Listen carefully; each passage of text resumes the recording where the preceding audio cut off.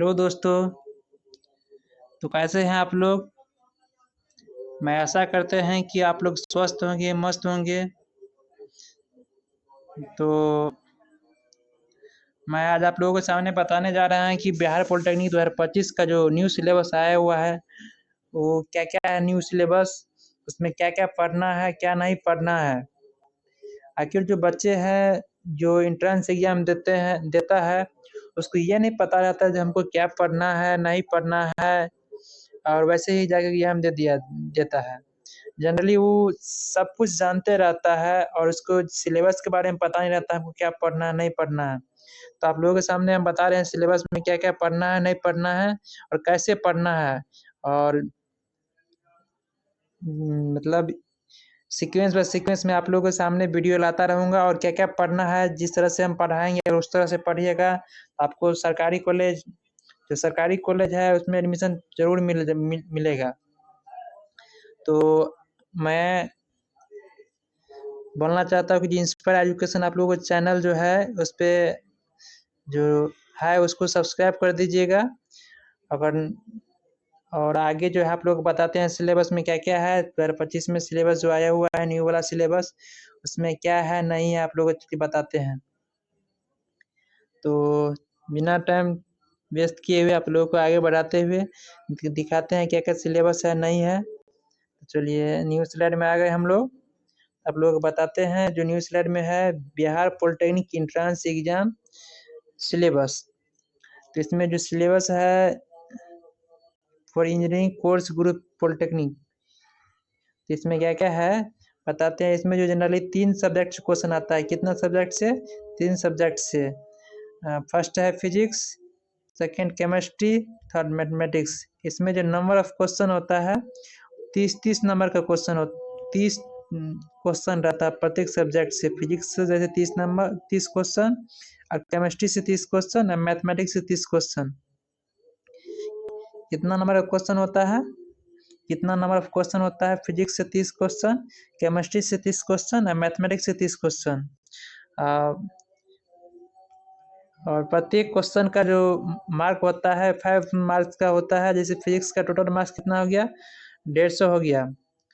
Chemistry का भी 150 और मैथमेटिक्स का भी 150। और ड्यूरेशन कितना होता है एग्जाम का? 2 आवर 15 मिनट, मतलब 2 घंटा 15 मिनट। कितना का? 2 घंटा 15 मिनट। तो आप लोगों को बता दें कि फिजिक्स और केमिस्ट्री जो है वो हम पढ़ाएंगे, और मैथमेटिक्स जो है आपको आलोक सर पढ़ाएंगे। वो आप इसी चैनल से या एक और चैनल है उसके माध्यम से पढ़ लीजिएगा, आप लोगों को सही रहेगा। तो बिना टाइम वेस्ट किए आप लोगों को बताते हैं कि फिजिक्स का क्या सिलेबस है, केमिस्ट्री की क्या सिलेबस है, मैथमेटिक्स का क्या सिलेबस है।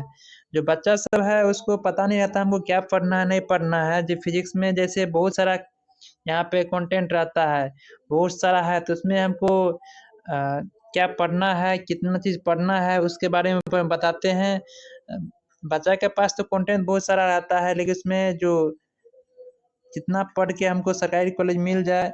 आजकल जनरली स्मार्ट स्टडी होता है, तो स्मार्ट स्टडी मतलब बहुत कम समय में हमको कुछ अच्छा लेना है, मतलब बिना कम समय में अच्छा हमको नॉलेज चाहिए।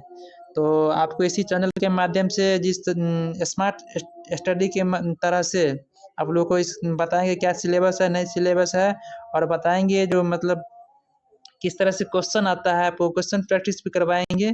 और जनरल क्वेश्चन प्रैक्टिस के बिना भी बच्चे को सरकारी कॉलेज नहीं मिलता है। तो बताता है आपको आगे स्लाइड में फिजिक्स का सिलेबस क्या है।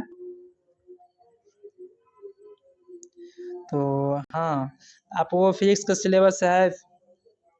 फिजिक्स में आपको हो गया मात्रक तथा बीमा। फर्स्ट चैप्टर आपको क्या है? मात्रक तथा बीमा, इसको इंग्लिश में यूनिट एंड डायमेंशन। दूसरा चैप्टर है सदिश तथा अदिश, वेक्टर एंड स्केलर। तीसरा चैप्टर है गति और वेग, स्पीड एंड वेलोसिटी।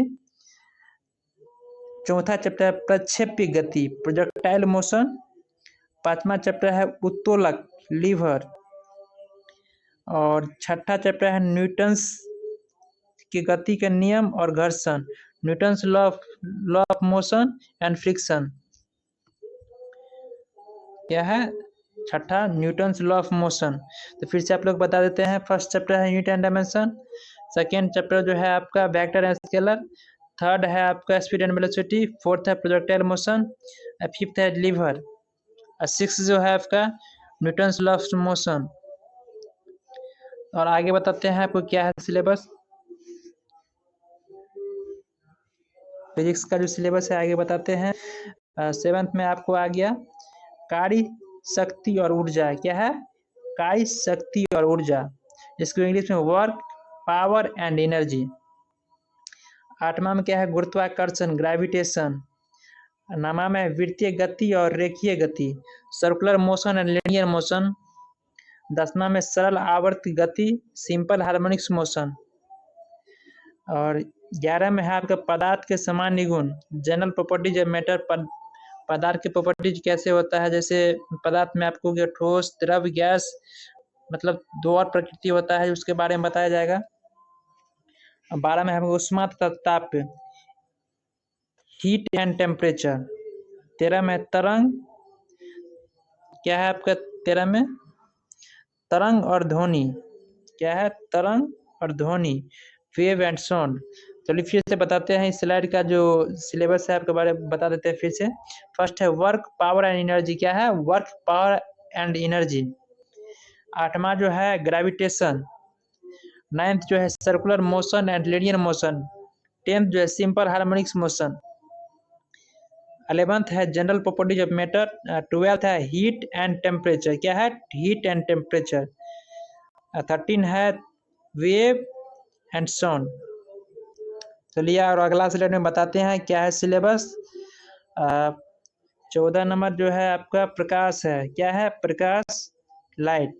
इससे मैक्सिमम क्वेश्चन मिलता है। इससे कितना होता है? मैक्सिमम क्वेश्चन मिलता है, मैक्सिमम क्वेश्चन आता है। और इलेक्ट्रिसिटी से भी मैक्सिमम क्वेश्चन आता है।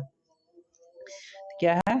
14 लाइट, प्रकाश, 15 विद्युत और इंग्लिश में इलेक्ट्रिसिटी बोलता है। 16 चुंबकीयता। क्या है?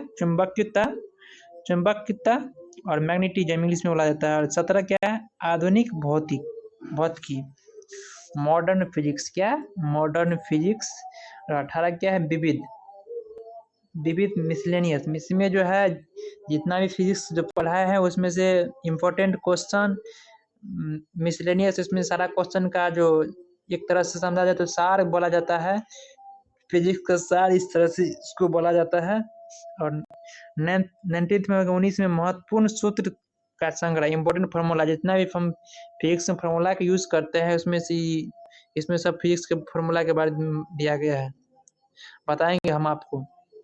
तो क्या है फिर से बताते हैं। Light, 14th, 15th electricity, 16th magnetism, 17th modern physics and 18th miscellaneous. Miscellaneous में जितना जो है बताए हुए हम फिर से बता देते हैं। जो 1 से लेकर 17 तक चैप्टर तक जो हम पढ़ेंगे फिजिक्स का, उसका मिसलेनियस टाइप से बना हुआ है। इम्पोर्टेंट क्वेश्चन, इम्पोर्टेंट जो थ्योरी है उस दिया गया है, एक तरह से फिजिक्स का साथ समझिए। और 19th जो है इम्पोर्टेंट फार्मूला, जो फिजिक्स का जितना भी इम्पोर्टेंट फार्मूला है सब इसमें दिया गया है। एक तरह से शॉर्ट नोट्स समझिए उसको, शॉर्ट नोट्स फार्मूला का सीट समझिए। तो चलिए आपका ये इतना जो है फिजिक्स का सिलेबस था। और आगे बताते हैं आपको केमिस्ट्री का सिलेबस क्या है। चलिए तो आगे का जो है केमिस्ट्री का सिलेबस क्या है। फर्स्ट चैप्टर छोटी छोटी मगर मोटी बातें। क्या है?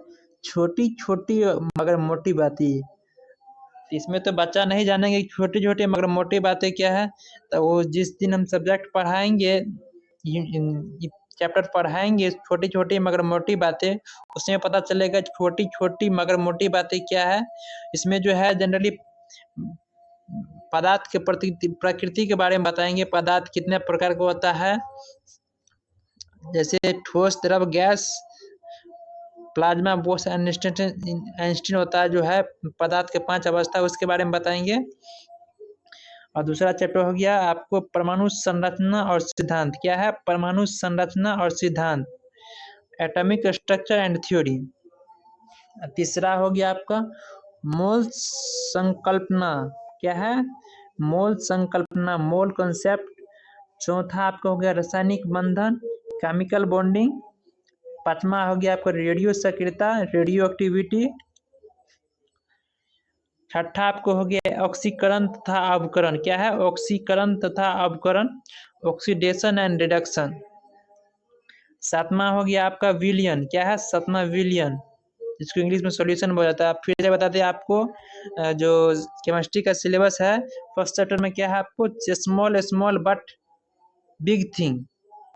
आपको इस चैप्टर के अंदर आएंगे तब पता चलेगा इसमें क्या क्या है। Small small but big things. Generally chemistry में जो है इसको नींव बोला जाएगा केमिस्ट्री का। ये केमिस्ट्री एक तरह से नींव चैप्टर समझिए, वही है इसमें। और आगे आपको दूसरा चैप्टर हो गया second chapter atomic structure and theory.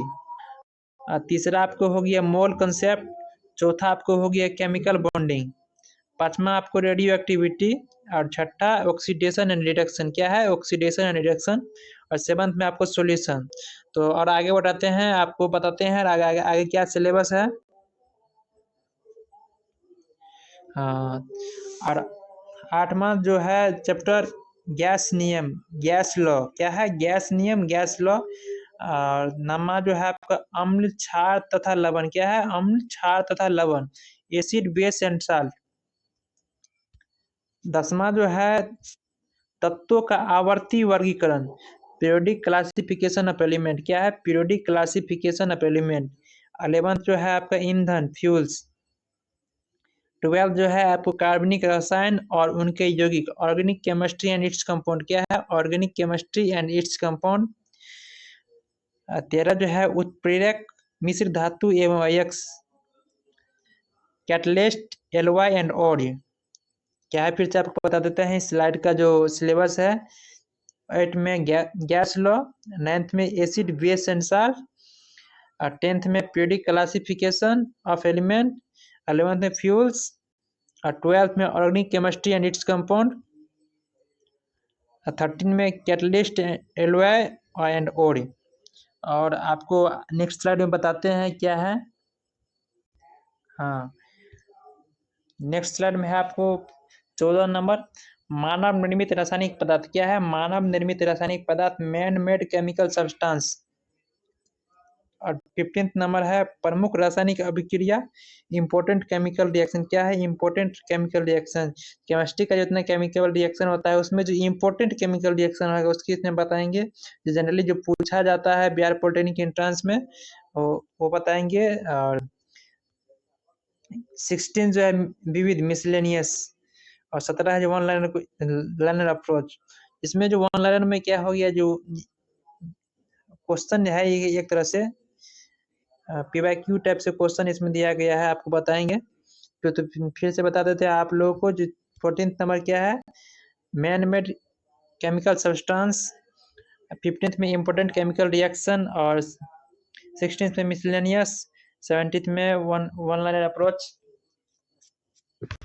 तो यही था आपका जो बिहार पॉलिटेक्निक एंट्रेंस एग्जाम 2025 का जो न्यू सिलेबस आया हुआ था, यही था। तो जनरली बच्चा को ये नहीं पता रहता हमको क्या पढ़ना है, नहीं पढ़ना है। अब सिलेबस के माध्यम से जान गया होगा हमको क्या पढ़ना है। तो अगर आप लोगों को अच्छा वीडियो लगा होगा तो चैनल को सब्सक्राइब कर दीजिएगा, इंस्पायर एजुकेशन।